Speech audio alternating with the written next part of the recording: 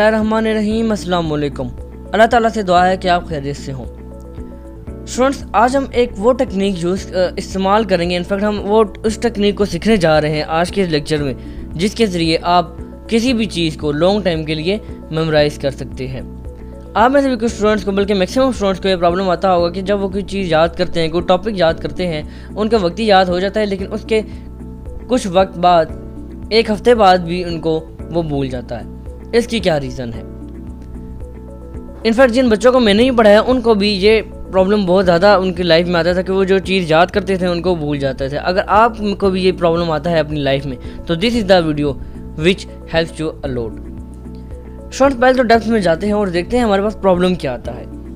Problem हमारे पास ये आ रहा है, फॉर एग्जाम्पल मैं आपको एग्जाम्पल से समझाता हूँ कि एक बच्चा स्कूल गया, उसने वहाँ पर कोई भी लेक्चर लिया, किसी भी सब्जेक्ट का लेक्चर लिया, उसके बाद वो घर आया।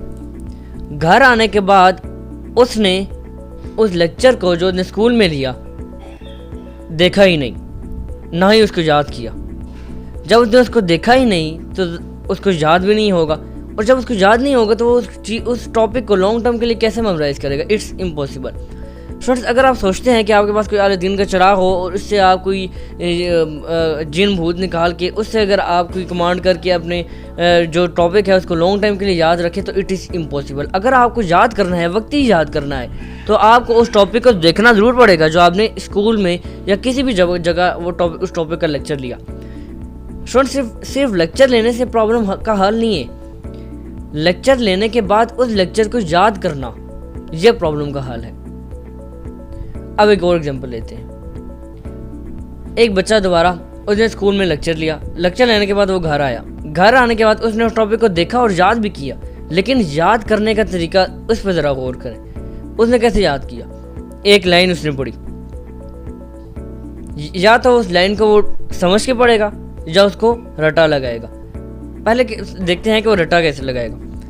वो उस लाइन को पढ़ेगा, उसको याद नहीं होगा, उसको एक नहीं दो नहीं बार बार रिपीट करता रहेगा और उसको याद हो जाएगी।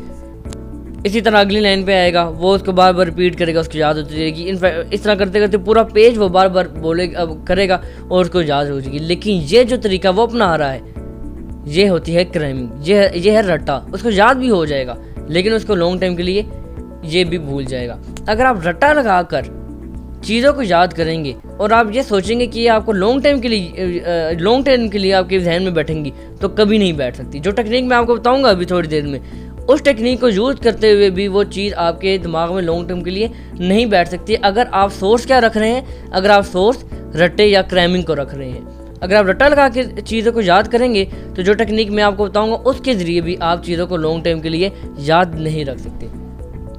तो बेसिकली एक ही हल है। पहले आप लेक्चर लें, लेक्चर लेने के बाद आप उस टॉपिक को घर आकर याद करें। और याद किस तरह करना है? कंसेप्चुअली याद करना है। कंसेप्चुअली याद करने के बाद अब मैं जो आपको टेक्निक बताऊंगा, वो टेक्निक आपको उस टॉपिक को लॉन्ग टर्म के लिए याद रखने के लिए बहुत ज़्यादा हेल्प करेगी। लेकिन यहाँ पर मैं आपको रिकमेंड करूँगा कि आप लेक्चर लेने से पहले भी ये दो काम ज़रूर कीजिएगा। क्या काम? वो ही आज की इस टेक्निक का हिस्सा है। ये वर्ड आपको नज़र आ रहा होगा, SQ3R। ये SQ3R बहुत ही इंपॉर्टेंट वर्ड है। स्टूडेंट्स, पहले तो इसकी बैकग्राउंड में जाते हैं और देखते हैं ये SQ3R आया कहाँ से। स्टूडेंट्स, दरअसल एक रॉबिन्सन था, फ्रेंच पी रॉबिन्सन। इसने 1946 में अपनी एक बुक थी, 1946 में उसने अपनी एक बुक इफेक्टिव स्टडी में उसने इस SQ3R टेक्निक को डिस्कस किया। अब ये SQ3R टेक्निक है क्या? अब यहाँ पर मैं ज़रा आपको इसके सामने खोल के लिखता हूँ। S का मतलब है सर्वे, Q का मतलब है क्वेश्चन, और 3R का मतलब है हमारे पास 3 R है। इन्हें मैं नाम दूंगा R1, R2 एंड R3 का। अब इन सब को हटाते हैं, पहले देखते हैं S फॉर सर्वे। अब S और Q, ये जो दो चीज़ें हैं, ये आपने लेक्चर लेने से पहले करनी है। सर्वे का क्या मतलब है? सर्वे का मतलब आपने कोई टॉपिक देखना है। आपको अगर पता है कि नेक्स्ट क्लास में टीचर आपको क्या टॉपिक पढ़ाएगा, तो आपने उससे पहले वो टॉपिक, इससे पहले वो टीचर पढ़ाए उससे पहले आपने खुद उसका एक बार सर्वे करना है। सर्वे से मुराद आपने वो टॉपिक खोला, उस टॉपिक को एक बार पढ़ लिया, समझने की ज़रूरत नहीं है अभी, सिर्फ एक बार आपने उस टॉपिक को पढ़ लिया। पढ़ने के बाद आपने उस टॉपिक से रेलिवेंट एक्सरसाइज में क्वेश्चंस पढ़ने हैं। ये है दूसरा क्या हो, सर्वे आपने ले लिया उस टॉपिक का एक बार पढ़ने से। अब क्या हो फॉर क्वेश्चंस, उसी जो सर्वे आपने लिया उस टॉपिक का, उसी टॉपिक से रेलिवेंट क्वेश्चंस एक्सरसाइज में आपने देखने कि कौन कौन से हैं। इससे होगा क्या, अगर आप क्वेश्चंस देख लेंगे तो आपको अंदाज़ा हो जाएगा कि इस टॉपिक से इस तरह के क्वेश्चंस एग्जाम में आ सकते हैं। अगर आप सर्वे को छोड़ें, आप डायरेक्ट क्वेश्चन में जाएंगे तो आपको कैसे पता चलेगा कि ये क्वेश्चन इस टॉपिक से आया है। इसलिए सर्वे को पहले रखा गया है कि आप टॉपिक का पहले सर्वे लें, सर्वे लेने के बाद आप क्वेश्चंस पे जाएं जो एक्सरसाइज में है। क्वेश्चन पे आप जाएं, सर्वे एंड देन क्वेश्चन। अब उसके बाद आप चले गए क्लासरूम में, नेक्स्ट डे आपने लेक्चर लिया और आप घर वापस आ गए। अब 3R की टेक्निक यूज़ हुई। दरअसल SQ 3R के हैं ही 2 पार्ट्स, SQ जो आपने लेक्चर से पहले करना है और 3R जो आपने लेक्चर लेने के बाद करना है। अब आपने लेक्चर लिया, आप घर वापस आ गए। अब 3R देखें। अब 3R को मैं वापस लाता हूँ, जिनको मैंने नाम दिया था R1, R2 एंड R3 का। R1 को पहले देखते हैं। R1 का मतलब है रीडिंग। आपने लेक्चर ले लिया टॉपिक का लेक्चर लेने के बाद आपने उस टॉपिक को रीड करना है।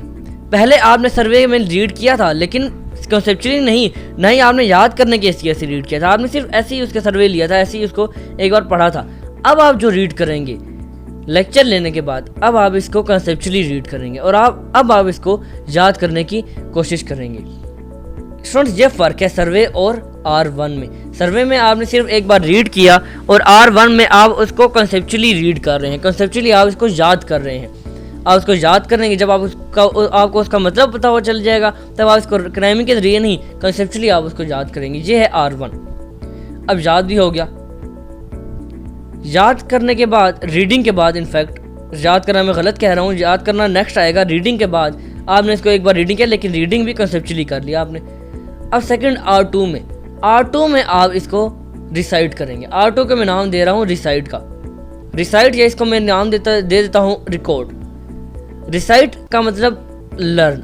अब आपने उस टॉपिक को कंसेप्चुअली रीड करने के बाद अब आपने उस टॉपिक को याद करना है, और याद करने के बाद रिकॉर्ड मैंने दूसरा नाम दिया। याद करने के बाद आपने उस टॉपिक को लिखना भी है। अगर आप चाहें तो आप उस टॉपिक को पहले एक बार देख के लिख लें और सेकंड टाइम आप उसको ज़ुबानी लिख लें। ये भी हो गया हमारे पास R2। अब R3 पे आए। R3 का क्या मतलब है? R3 का मतलब है आपने उस टॉपिक को जो आपने अभी लिख भी लिया है उसको आपने रिवाइज करना है। R3 को मैं नाम दे रहा हूँ रिवाइज, या फिर मैं नाम दे देता हूँ इसको रिव्यू का। अब रिवाइज करने के भी कुछ तरीके हैं स्टूडेंट्स। साइंटिस्ट के मुताबिक अगर आप कोई टॉपिक दिन में याद करते हैं और आप उसी टॉपिक को 24 घंटों के लिए रिवाइज कर देते हैं दोबारा, तो वो टॉपिक आपको पूरे एक वीक के लिए याद रहेगा। और अगर आप उस टॉपिक को विद इन अ वीक दोबारा रिवाइज करते हैं तो वो टॉपिक आपको पूरे मंथ के लिए याद रह जाएगा। और अगर आप उस टॉपिक को विद इन अ मंथ एक और बार दोबारा रिवाइज करते हैं तो वो टॉपिक आपको 365 डेज यानी आपको पूरे साल के लिए याद हो जाएगा। स्टूडेंट्स, आपको लग रहा होगा कि ऐसा हो ही नहीं सकता। आप ज़रा इस टेक्निक को अपना के देखिए। आप जो टॉपिक याद करें उसको 24 आवर्स में करें, रिवाइज करें, फिर within a week, within a month करें, फिर आप देखेंगे कि आपको वो टॉपिक पूरे साल के लिए याद रह जाएगा। आपको वो टॉपिक फिर एग्जाम के लिए भी याद रह जाएगा। हमारे यहाँ क्या होता है, बच्चा कोई टॉपिक याद करता है, उसके बाद उसको रिवाइज ही तब करता है जब एग्जाम आते हैं, और जब एग्जाम आते हैं वो खोलेगा तो जाहिर है उसको वो भूला होगा, क्योंकि उसने रिवाइज कितने बार किया, पहली बार वो उस टॉपिक को रिवाइज करा जो उसने याद किया था। तो students, this is not the solution of that problem. Problem क्या थी हमारे पास? प्रॉब्लम ये थी कि हमें जो चीज़ हम याद करते हैं वो हमें लॉन्ग टर्म के लिए याद नहीं रहती। SQ3R ने ये आपका सोल्यूशन है। इसने आपको बताया कि आप कैसे याद करेंगे। लेक्चर से पहले आपने सर्वे लिया, रीडिंग की, कंसेप्चुअली नहीं ऐसी, फिर आपने उससे रेलिवेंट क्वेश्चंस देखे। लेक्चर लेने के बाद आप आए घर वापस, आपने रीडिंग ली।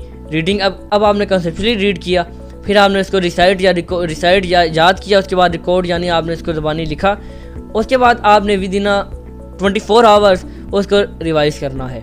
और फिर आपने within a week revise करना है, फिर आपने within a month revise करना है, और फिर आप देखेंगे कि आप जब एग्ज़ाम में इस टॉपिक को दोबारा रिवाइज़ करेंगे तो आपको रिवाइज़ करने की भी ज़रूरत नहीं होगी। आप सिर्फ खोलेंगे और आपको वो टॉपिक पहले ही सी आता होगा। तो स्टूडेंट्स, ये है वो टेक्निक SQ3R जिसको अपनाते हुए आप किसी भी टॉपिक को लॉन्ग टर्म के लिए याद रख सकते हैं। लेकिन इसकी एक शर्त है, आपने लेक्चर सही लिया हो।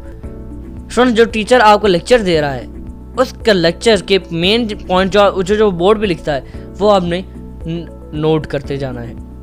वो नोट करें, आप घर में आए नीट नोट्स बनाएं, तो उस नोट्स को आप याद करेंगे तो फिर काम और पक्का हो जाएगा, आपको फिर वो चीज़ कभी भूलने नहीं वाली। तो स्टूडेंट, जहाँ पर इस लेक्चर को एंड करते हैं, ये है SQ3R की टेक्निक।